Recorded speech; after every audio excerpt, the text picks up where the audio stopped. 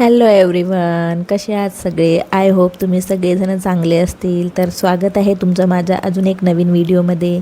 तर आज ना मी तुमच्यासोबत अशा छान अशा गप्पा मारणार आहे आणि काहीतरी अशा माझा अनुभव, माझ्या गोष्टी तुम्हाला सांगणार आहे. तर मी आंघोळ वगैरे करून किचनमध्ये आलेली आहे आणि माझा सकाळचा स्वयंपाक वगैरे झाला आहे. स्वयंपाकामध्ये आज भेंडीची भाजी मी केलेली आहे, त्याच्यासोबतच वरण पण इकडे उकळायला ठेवलेलं आहे.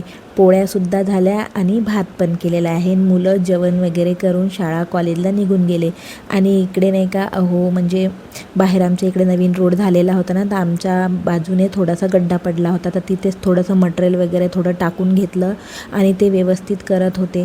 आणि मटेरियल पण त्या टाकणाऱ्याने पण थोडंसंच टाकलं की एकाच बाजूने ते झालेलं होतं आणि जास्त पुरलं पण नाही. अर्धा भाग तो तसाच राहिला होता. आणि हा आमचा पोर्च म्हणजे समोरचा भाग आहे जिथे आम्ही झाडं वगैरे लावलेली आहे.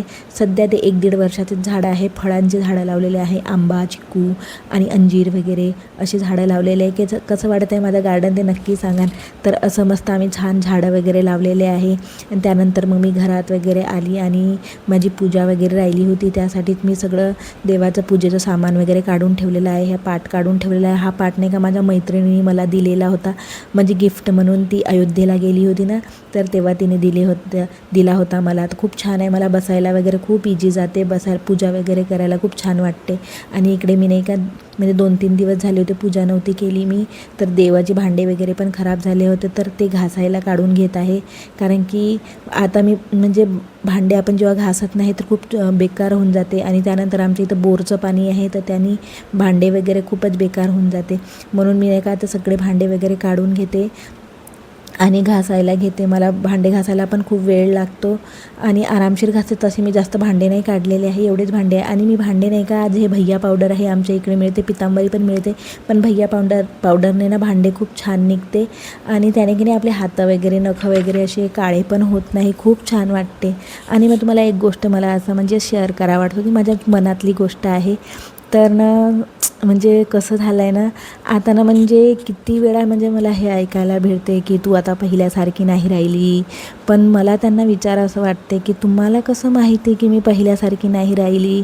तर यावर मला जास्त उत्तर मिळालं की तू पहिले अशी नव्हती करत, तुला कोणतंही काम सांगितलं की तू नाही नव्हती म्हणत, कुठे चल म्हटलं तर म्हणजे लगेच येत होती, लवकर करत होती. म्हटलं तर आता कोणतंही काम सांगितलं तू नको म्हणते.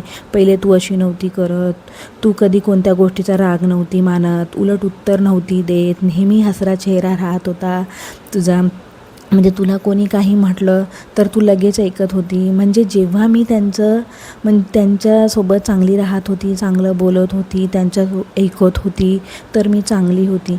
कारण मी पहिले मला कोणी बोललं तर मी म्हणजे जास्त विचार करत बसत होते ना, त्याचा विचार करून मी माझा विचार म्हणजे करत होती. आणि त्यांचा विचार करून करून मी माझा दिवस खराब करत होती, माझा दिमाग खराब करत होती. तर ती मला असं म्हणजे का बोलली, ती मला तसंच का बोलली, मी असा विचार करत होती. तिला तर मी काहीच म्हणजे बोलली नाही. तिला राग आला असेल का असे विचार म्हणजे मी नेहमी करत होती. आणि विचारातच माझा पूर्ण दिवस खराब करत होती. आणि खरं सांगू का, मी अशा वेळेस कधी म्हणजे रडत पण होती. मी तर अशी नाही आहे, हे विचार करण्यात माझं असं सगळं वय निघून गेलं. आणि म्हणतात ना, एका वयानंतर बरोबर समजदारी येते. म्हणजे वयाच्या 35-40नंतर ॲटोमॅटिक समजदारी येते.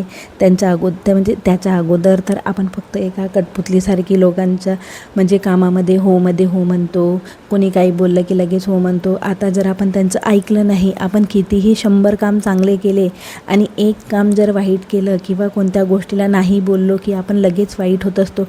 आपले चांगले कामं कोणीही ध्यानात ठेवणार नाही. चांगले कामं केलेले, कोणाला मदत केलेली, कोणासाठी काही केलेलं, त्याचं कोणाचंही म्हणजे ध्यानात नाही राहणार आहे. पण फक्त एखादं काम आपण चुकीचं केलं तर ते गोष्ट सगळं ध्यानात ठेवल्या जाते आणि आपल्याला म्हणजे ते बोलून दाखवतात, वागतात ते आपल्यासोबत. पण असं होत असते ते वयानुसार. म्हणजे आता त्या गोष्टीची सवय झाली आहे आणि मी ह्या गोष्टी आता जास्त माइंड पण नाही करत, सोडून देत असते. आता काही गोष्टी जर ह्या गोष्टी मी धरून बसले तर याचाच मला खूप त्रास होतो. म्हणून ना मी आता म्हणजे जास्त लोकांपासून खूप लांब झाल्यासारखी वाटते मला. आता मी जास्त लोकांचा विचार करत नाही, आपल्यातच राहते आणि आपलाच विचार करते. आणि मला आता नाही पटत आहे सगळ्या गोष्टी. कोणी बोललेलं मला आवडत नाही आहे. मी माझ्या घरातच राहते आणि मला बरं वाटत आहे की मी जास्त लोकांचा विचार नाही करत आहे. माझ्या म्हणून माझं डोकं वगैरे खूप शांत राहते. खूप छान वाटत आहे मला आता, फ्रेश वाटते.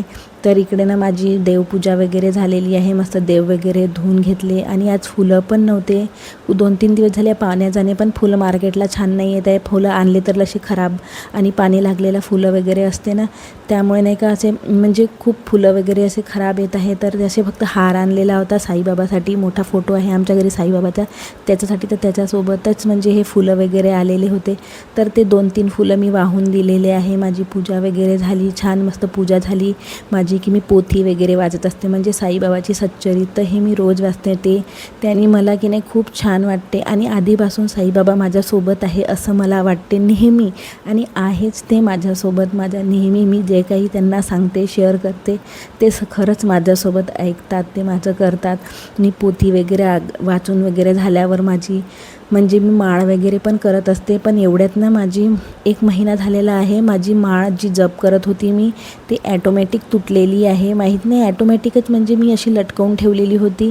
तर ती मी अशा हात लावले तर ॲटोमॅटिक माझ्या हातातच आली आहे. माहीत नाही माझ्यासोबत काय झालं आहे, तर काय देवाची कृपा आहे, काय सांगणं आहे ते मला काहीच नाही माहीत आहे. पण असो, मी माझी हे साई सच्चरित्र वाचते, त्याच्यातून मला बोध भेटते.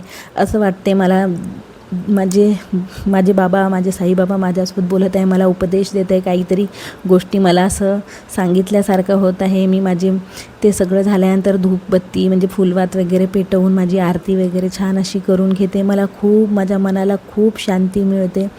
तर असो, लोक आहे, बोलणार आहे, त्यांच्याकडे लक्ष नाही द्यायचं, म्हणून मी माझ्या घरातच असते, माझ्या कामात असते. इकडे सगळे कामं झाले की मी दुपारी माझा आराम वगैरे करते. मोबाईलचे व्हिडिओ वगैरे काढलेले असते ते एडिटिंग वगैरे करते. आणि असा असतो माझा आजचा दिवस. आणि आज मी जेवणामध्ये मस्त छान मिरची टोमॅटोचा ठेचा बनवला होता आणि याची रेसिपी मी लाँग व्हिडिओला शेअर केलेली आहे, तर नक्की बघा. चला, व्हिडिओ आवडल्यास लाईक शेअर करा आणि सबस्क्राईब करायला विसरू नका. तुम्ही माझ्या व्हिडिओला सबस्क्राईब नाही करत आहे. व्हिडिओ आवडल्यास नक्की शेअर करा बरं हो, आणि सांगत पण जा, कमेंट पण करत जा. चला तर मग या जेवायला. तोपर्यंत